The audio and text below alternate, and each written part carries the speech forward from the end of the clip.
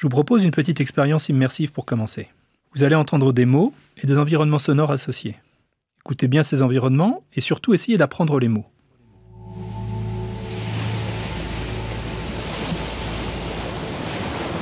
Goéland, camion, piano, nénuphar,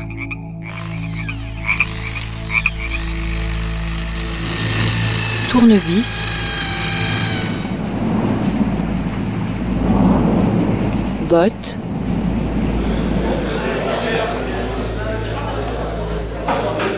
tabouret, cartable. Avec cette expérience, vous allez voir que votre mémoire enregistre non seulement l'information qui vous intéresse, mais aussi tout le contexte dans lequel elle est présentée. Vous allez aussi découvrir que ce qui paraît oublié ne l'est pas toujours, et comment le contexte peut aider votre mémoire. 5e épisode, l'importance du contexte. Essayez maintenant de retrouver le plus possible de mots que vous avez entendus au début de l'épisode. Comptez le nombre de mots et, si possible, écrivez-les. Il y en avait 8. Si vous ne les avez pas tous retrouvés, c'est pas grave. Notre mémoire n'est pas toujours parfaitement efficace. Je vais essayer de vous aider à les récupérer. Pour cela, vous allez réentendre les environnements. Quel était le mot associé à cet environnement ? C'était le mot goéland. Pour celui-ci, c'était le mot camion. Pour celui-ci, c'était le mot piano. Pour celui-ci, c'était nénuphar. Tournevis.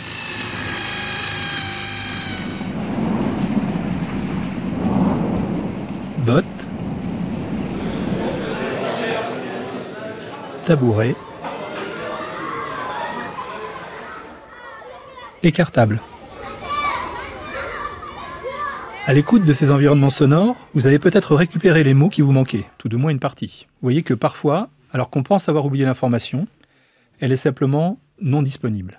Ce que montre cette expérience, c'est que quand une information n'est pas récupérée en mémoire, elle n'est pas forcément oubliée. Un indice pour vous aider à la faire ressurgir. On parle d'un oubli apparent, qu'on distingue de ce qu'on appelle l'oubli authentique, quand l'information est définitivement oubliée et que malgré l'aide d'indices, on n'arrive pas à la récupérer. C'est-à-dire quand la trace mnésique a été détruite. Alors comment utiliser le bon indice ou comment trouver un bon indice ? Eh bien, c'est le principe de spécificité d'encodage qui nous donne la solution. Alors que dit ce principe de spécificité d'encodage ? Il souligne l'importance du contexte traité lors de l'encodage. Ce que va traiter votre cerveau au moment où vous apprenez l'information va déterminer les contours précis de la trace qui va être créée en mémoire et stockée. Si vous avez fait attention à l'environnement sonore, même sans essayer de le retenir, la trace que vous avez conservée, elle contient à la fois l'environnement sonore et le mot que vous avez voulu apprendre. Ce qui se passe, c'est qu'en fait, notre cerveau, il va créer des traces spécifiques. C'est pour ça qu'on appelle ça le principe de spécificité d'encodage. Il va créer des traces spécifiques à chaque événement, qui va contenir non seulement les informations, mais aussi tout l'environnement, à la fois spatial, temporel, de l'information. Là, on l'a illustré avec des événements sonores.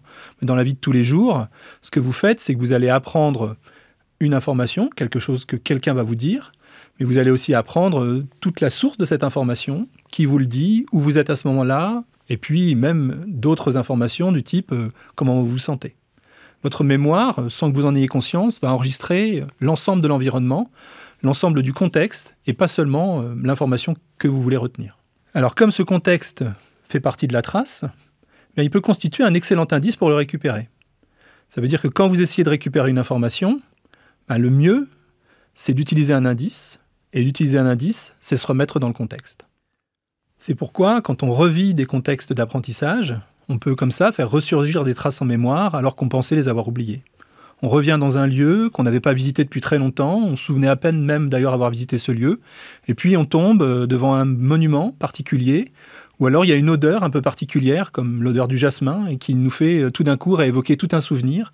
Et à ce moment-là, on se retrouve replongé dans le contexte d'origine, et toutes les informations liées à l'événement deviennent accessibles à notre mémoire. Alors ce qui nous aide surtout, vous avez compris, c'est la similarité qui va exister entre le moment d'apprentissage et le moment où on veut récupérer cette information. Alors, c'est pas toujours facile de revenir au moment où on a appris les choses, se replonger exactement dans la situation. C'est même parfois quasiment impossible parce qu'il s'est passé des dizaines d'années, les lieux ont changé, nous, on a changé aussi.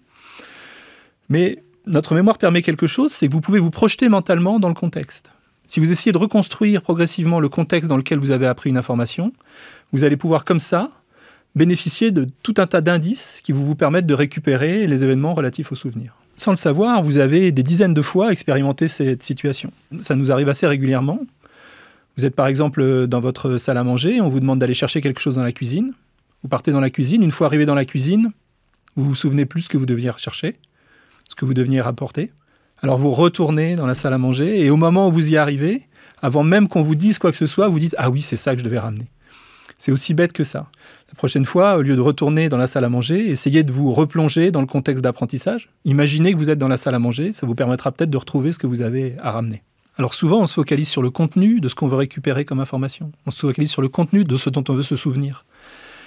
Et se focaliser sur le contenu, ça ne nous aide pas du tout à trouver des indices pour mieux récupérer. Voire même, ça peut être contre-productif parce que ça nous focalise sur ce qu'on n'arrive pas à récupérer. Il vaut mieux essayer de se replonger. C'est ce que vous faites quand vous avez aussi oublié vos clés et que mentalement, vous refaites tout le trajet pour revoir les différents lieux où vous avez pu les ranger. Cet effet de congruence du contexte, il a été notamment montré avec une expérience réalisée avec des plongeurs, des gens qui sont spécialistes de la plongée sous-marine et qui ont l'habitude de passer du temps sous l'eau. On leur a proposé d'apprendre 4 listes de mots différentes. Et ces 4 listes de mots, ils les ont appris dans des situations différentes, à la fois pour l'apprentissage et la récupération. Dans une des situations, ils devaient apprendre la liste de mots sur la plage et redonner la liste de mots sur la plage. Dans une autre des situations, ils devaient apprendre la liste de mots sous l'eau et la redonner sous l'eau. Et vous l'avez compris, dans les 2 autres situations, ils devaient apprendre la liste de mots sur la plage et la restituer sous l'eau, ou au contraire, l'apprendre sous l'eau et la restituer sur la plage. Alors, le fait d'apprendre sous l'eau ou sur la plage, ça a quand même un effet. On est quand même plus efficace, même quand on est plongeur, pour redonner des mots sur la plage que quand on est sous l'eau. Mais ce que montre cette expérience, c'est que quand les 2 situations sont congruentes, sur la plage pour apprendre la liste de mots et sur la plage pour la restituer, ou sous l'eau pour apprendre la liste de mots et sous l'eau pour la restituer, on est plus efficace que quand le contexte était distinct entre les 2 situations. Alors, ce que montrent ces expériences, c'est tout d'abord, comme je vous l'ai dit, quand une information semble oubliée, elle ne l'est pas toujours. Et vous pouvez parfois réussir à la récupérer. Alors, de temps en temps, notre mémoire nous fait défaut, et l'information est complètement oubliée. C'est ce qu'on appelle l'oubli authentique, je vous ai dit. Mais le fait d'utiliser des indices peut régulièrement nous permettre de récupérer ce qu'on a oublié. Alors c'est extrêmement important parce qu'il se passe un effet naturel avec le vieillissement, c'est qu'on perd l'habitude de mettre en place des stratégies et on génère moins facilement des indices. Il faut régulièrement penser à générer des indices. Et souvent, dans les expériences de laboratoire, où on voit que les personnes âgées sont moins bonnes que les personnes jeunes pour rappeler des listes de mots, cet effet se retrouve compensé, cet effet de l'âge se retrouve compensé si on demande aux gens d'utiliser une stratégie comme celle de se replonger dans le contexte. Les indices utiles correspondent à ce que vous avez vu ou entendu au moment où vous avez mémorisé l'information. Donc ça peut être le lieu d'apprentissage, ça peut être aussi la personne qui vous a donné l'information, mais vous n'êtes pas obligé de retourner physiquement dans le lieu. Vous pouvez aussi vous y projeter mentalement. Alors une solution pour les étudiants, ce serait d'apprendre leurs leçons dans la salle d'examen. Mais ce n'est pas forcément très pratique. Ce n'est pas toujours possible en tout cas. Par contre, une fois qu'ils sont dans la salle d'examen, ce qui est important, c'est d'essayer de repenser aux situations dans lesquelles ils ont appris ces informations. Et pourquoi pas multiplier les contextes d'apprentissage. Finalement, c'est peut-être une bonne solution de sortir de sa chambre pour aller apprendre dans différents endroits, pour créer des contextes différents pour chaque type d'information.